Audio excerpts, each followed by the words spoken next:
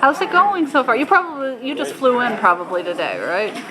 We flew in yesterday. Oh, okay. But we're in the midst of heavy work in New York, so everybody's a little tired, plus jet lag, plus just the dizziness of this whole enterprise here.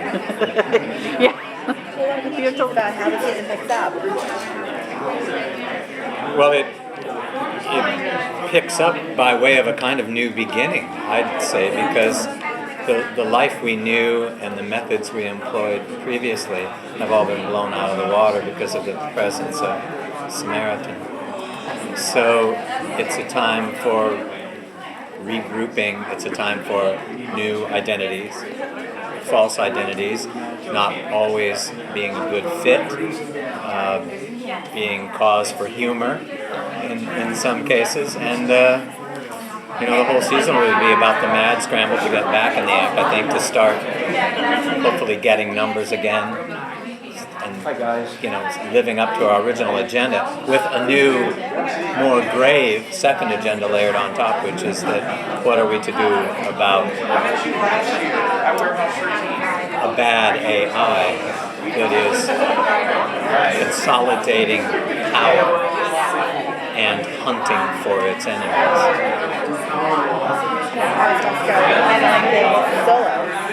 Actually, Fusco gets a new partner this year. So it's going to be very interesting. It'll be the first episode. So.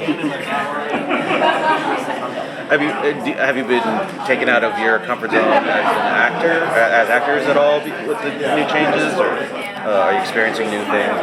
Nothing's really changed in terms of Fusco's life, but no, I mean whatever's going on, which is plenty, it's still Mr. Finch. So it's still, I'm still playing the same character, but he is having to scramble now, and he is not in the best mood and not in the best frame of mind because he hasn't the resources he once had, and they have to now live so carefully. So my daughter says she walked in watching the show one day. She goes, "Is he a good guy or a bad guy?" And I thought, I was like, because I had just started watching the show too. I was like, I don't know, but that character though, I think it's kind of hard to place. Yeah, that's all right. It's all right with me if it's a little ambiguous. I mean, I think that I am now playing a good guy, where in the past I have really played bad guys, or at least ambiguous characters. But it's fun, and he's a little inscrutable, and he has some secrets.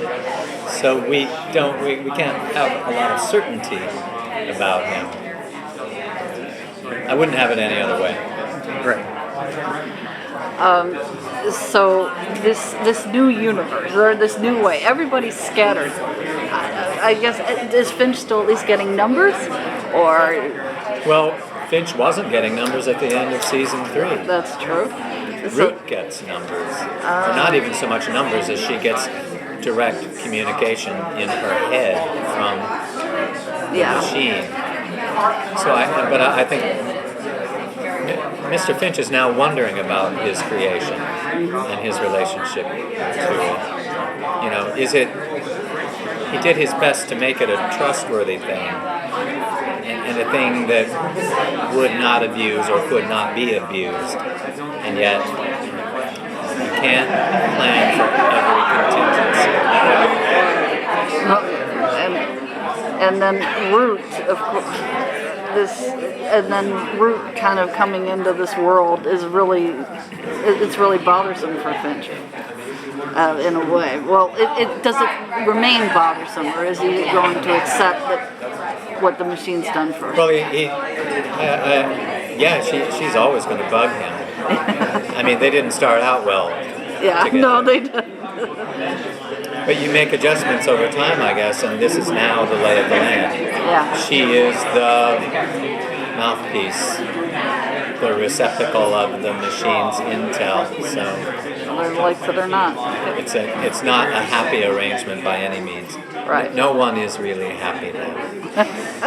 Well, the team has gone through so many different adversaries throughout the years, and last year we closed the HR chapter, and there's been kind of new foes brought up as well. What do you feel is the biggest threat to them in season 4? Or is it multiple threats at this point, do you feel? Well, it's just more of everything and new layers of threat. Previously, it was good and bad numbers and crooked cops, all of it kind of terrestrial and conventional. But now that they have a kind of uber enemy in the form of an AI that seems intent on world domination, obviously that AI is going to begin to employ henchmen. So I think there's an opening there for some new and frightening characters. Do you feel like Fusco is, I guess, sort of grounds everybody else, because there's, like a sort of this science fiction element, and like we are taking off into all sorts of crazy places. You still stay, I've always felt that the character Fusco has given the show a sense of reality, because I felt all the characters could all be characters that could eventually fly to a place of disbelief. But I think when you have a the precinct and a character like Fusco, that he just kind of brings it all right back to the ground and gives it the rest of it a sense of reality. Well, when I talked to Greg and Jonah at the end of last season, they had said that for the people who had to go undercover, they were going to give you guys some very uncomfortable aliases to go in and try to see whether you guys work within normal situations. They had teased hot dog on a stick, but they said they didn't actually go through that. So what can you tease about his new cover and how he's kind of fitting into life? Well, everybody ends up, no, I won't even say, I was going to say everybody ends up doing something that you think, oh, well, I mean, it has to be things that they're capable of. You would hope. But in some cases, the match is so bad that it's amusing. Can you tease anything about what he's up to specifically for Finch? Mr. Finch? Yeah. What do you guys put into? Is this a good match or a bad match? No, it's actually, I would say Mr. Finch's is one of the more logical and plausible. Not a happy arrangement, but one that he's capable of.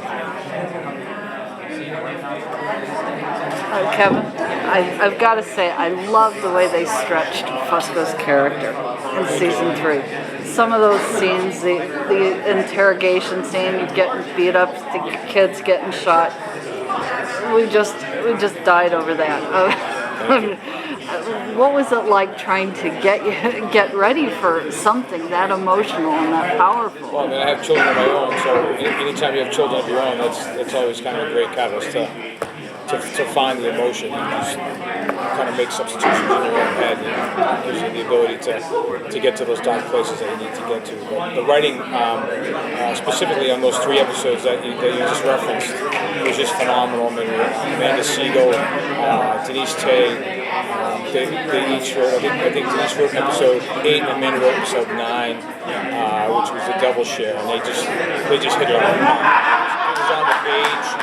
You could find the emotion, you could find the subtext, you could find everything right there on the script, and it was just it was a really, really beautiful piece of writing. I think people are still really grieving the loss of Carter. And Greg and Jonah have so open about that not everyone is going to survive this series. Right. Have you talked with them at this point about where they think your character's arc is going to end? Or are you waiting for the day they come on set to New York and tell you, so we have to have a chat? Yeah, I think, well, it's funny because that was something when I first took the job, Jonah said to me, the only person that's safe on the show is the machine. So I don't think it's a conversation that we all like to think about, but it's very much a reality. So. I think it's not a conversation many people want to open up Right. with the creators of the show. It's like going up to somebody saying, "Hey, I hope you don't get cancer." You're like, oh, okay. You've also been open about not wanting to run like 200 episodes. I mean, on CBS, successful shows can very easily run 200 episodes. Do you hope to change their mind? Well, Or do you Jonah Nolan is a man who is very true to his convictions. when he feels it's time to end the show, he'll end the show. It's just that's just the way he is. And that's why I love working with him. I admire that quality. He knows what he wants, and he knows how to get there. And so, when he feels it's time, it'll be time. I don't see us being a Law and Order. I don't. It's not going to go that way. It's too connected to a big, strange Uber story. It's too much a legend and not enough procedural. And I think we're bit by bit, and it's gorgeous that CBS is letting it become more legend and less procedural.